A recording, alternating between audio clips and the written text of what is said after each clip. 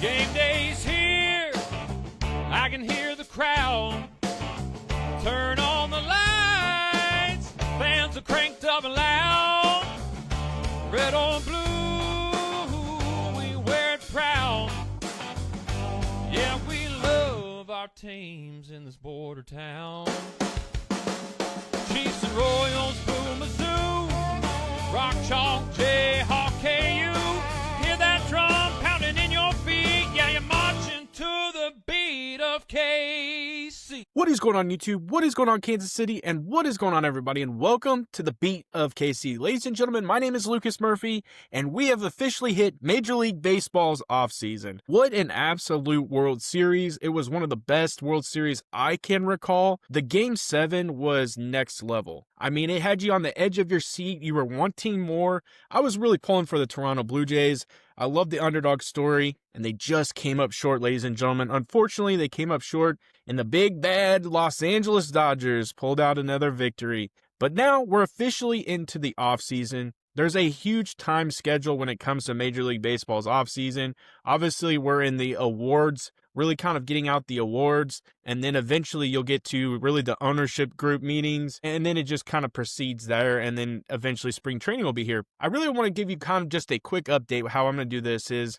I'm going to kind of give you an outlook here. I'm not going to go into too much depth because I'm going to kind of consistently try to make videos around the Royals offseason and when things start to happen. So the owners meetings, the GM meetings, things that all kind of culminate together, some trades, some free agent signings, things that happen along the way we'll continuously touch on.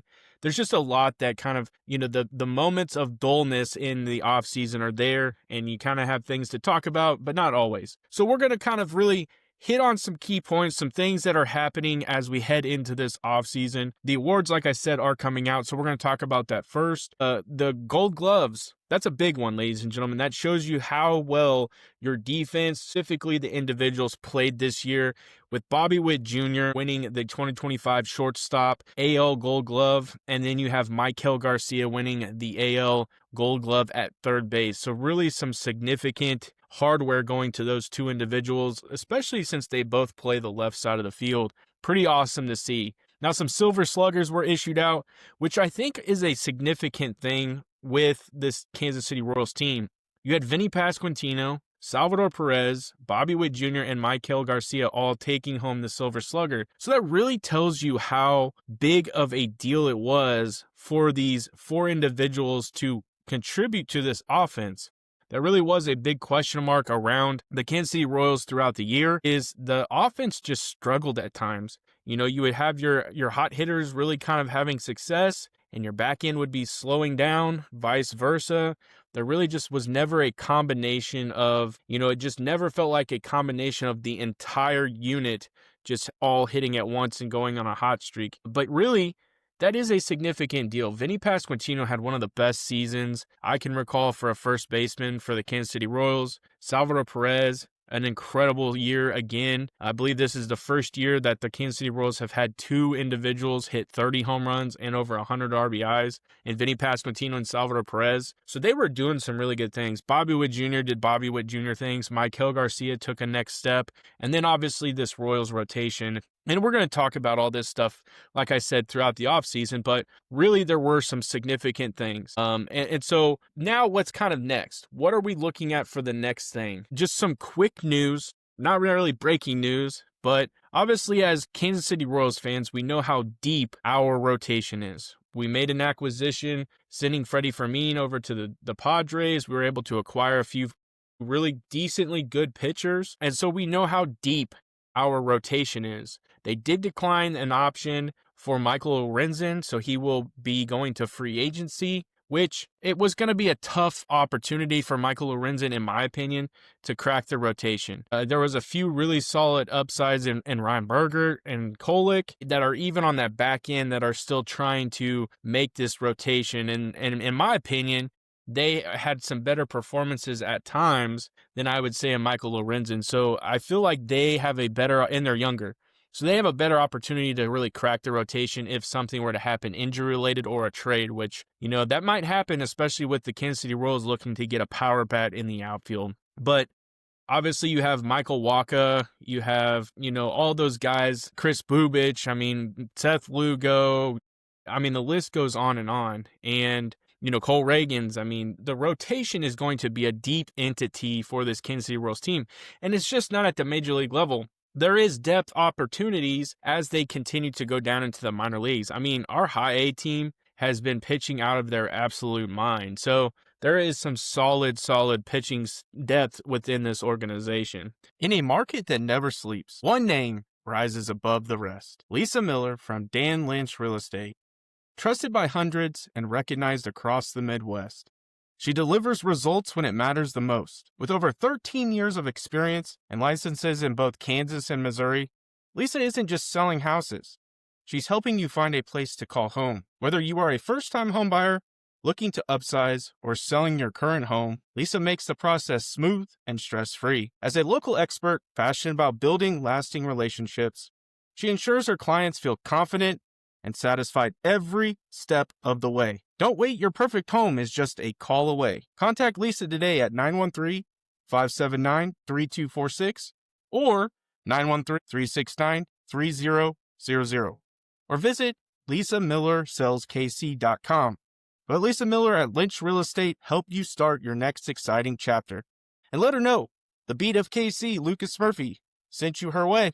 That again, though, that comes with potentially obtaining a bat that you need, a power bat, a monster in the middle of the lineup that can contribute and really get this thing going. Obviously, we got to see guys like Jack Caglione this year.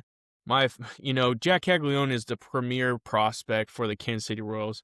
Everyone was excited to see him come up, play, and really kind of see what he's capable of doing. His first home run, ladies and gentlemen, really his second home run was one of the most insane things I've ever seen.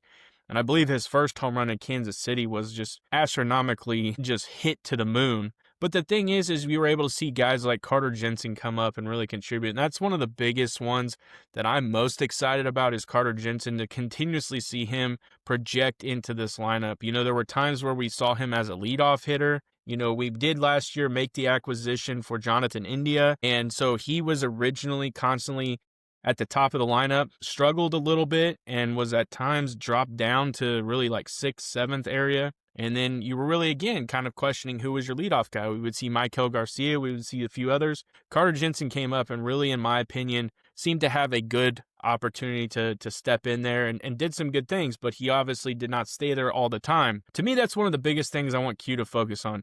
Let's establish a lineup. Let's establish a lineup when we know we're facing this type of pitcher. This is what you're going to have out there. If you're facing this type of pitcher, when I say type of pitcher, maybe it's a lefty, maybe it's a righty, and really just establish and know who's going to be where. I think the biggest thing as a baseball player is the unknown. When you don't know what your expectations are going to be, where you're going to be in the lineup, that creates some issues. You like to have comfortability. You like to be in a routine. Most baseball players are very routine-driven players. Like, I know for a fact when I played, I wanted my routine to be right down to the minute. I needed to know when BP was, when we were doing fielding, when lunch was. So then I knew how to prepare and get ready for the baseball game. So I'm sure the Kansas City Royals are the exact same way. And they play 162 plus 30 plus games in spring training. And then if they make the postseason, these guys are constantly playing. So really kind of knowing what the expectations are. Now, just really kind of addressing, again, we want to be competitive for the AL Central. We saw that we were kind of all over the place this year.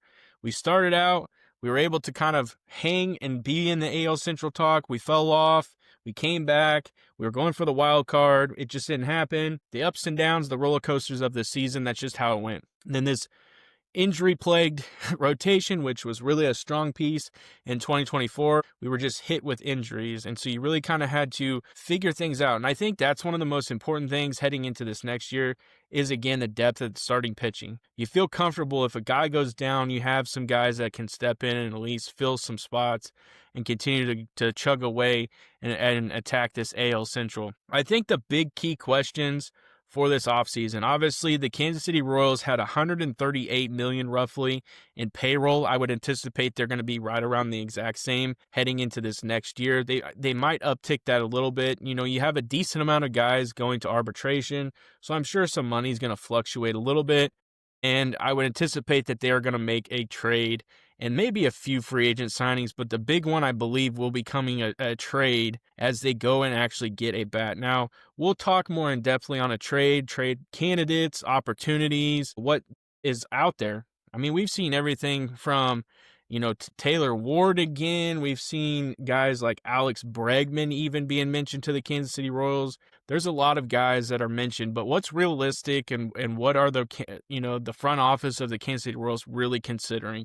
So there's really a lot to talk about with that, but you will have some interesting things taking place because you were able to see contributions from Carter Jensen. You want Jack Caglione to take that next step. We saw Noah Cameron really kind of come up and shine and have an amazing rookie year. So you have guys that are kind of starting to come in, really testing the waters, learning what the major league, what the show's all about. And then now that they've had that really kind of, not necessarily a full year because Carter didn't play a full year, but he's tested the waters. So now that he has a full offseason to mentally prepare, physically prepare, get ready for spring training, those guys may be on this roster as they head into the season. So it's going to be interesting. I do, again, still feel like they need a power bat in the outfield. So it'll be interesting to see how they address that.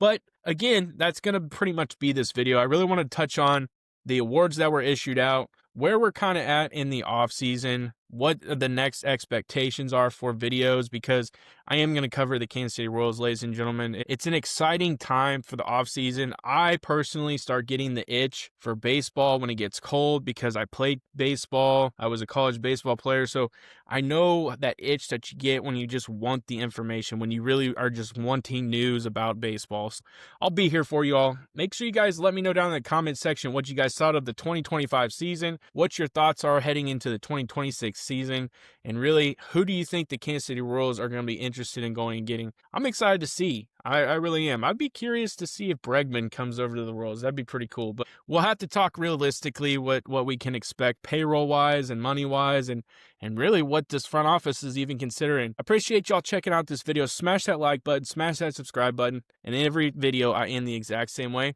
Have a good day.